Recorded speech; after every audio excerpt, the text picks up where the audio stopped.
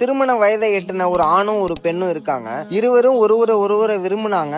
அதை ஹலாலான வழியில செய்ய நினைச்சாங்க. ஆனா ஒரு பிரச்சனை, அதற்கு அவர்களோட பெற்றோர்கள் இந்த திருமணத்திற்கு சம்மதிக்கவில்லை. பெற்றோர்கள் தான் ஒத்துக்கலையே அப்படின்னு சொல்லி ஹராமான செயலை எதுவும் அவங்க செய்யல. அவங்க காத்திருந்தாங்க. அவங்க பெற்றோர்களுக்கு மதிப்பு அளிச்சாங்க. இஸ்லாம்ல திருமணம் அப்படிங்கிறது ஒரு சாதாரண விஷயம் கிடையாது. அது ஒரு பாதுகாப்பு. அல்லாஹ் திருக்குர்ஆன்ல சொல்றான், உங்களில் திருமணம் ஆகாதவர்களை திருமணம் செய்து வையுங்கள் அப்படின்னு சொல்றான். நபி ஸல்லல்லாஹு அலைஹி வஸல்லம் சொல்றாங்க, உங்களில் யாருக்கு திருமணம் செய்யும் திறன் இருக்கிறதோ அவர்கள் திருமணம் செய்யட்டும். அது பார்வையை கட்டுப்படுத்தவும் நற்பண்பை காக்கவும் உதவும். இஸ்லாம்ல ஒருத்தர் விரும்புறது அப்படிங்கிறது தவறு கிடையாது. ஆனா அதை ஹலாலான வழியில செய்யணும். ஹராமான எந்த விஷயத்தையும் செய்யாம. பெற்றோர்களோட பிளெஸிங்ஸ் முக்கியம்தான். ஆனா அதை காரணம் இல்லாம தாமதப்படுத்துறது பெரிய பிரச்சனைகளை உருவாக்கும். சரியான வழி என்ன? நேர்மையாக பேசுங்க, குடும்பத்தை இணையுங்க, ஹலாலான வழியை தேர்ந்தெடுங்க. இஸ்லாம்ல திருமணம் கடுமையாக இருக்க கூடாது. உங்களோட தீனும் உங்களோட குணமும் சரியாக இருந்தா தாமதிக்காதீங்க.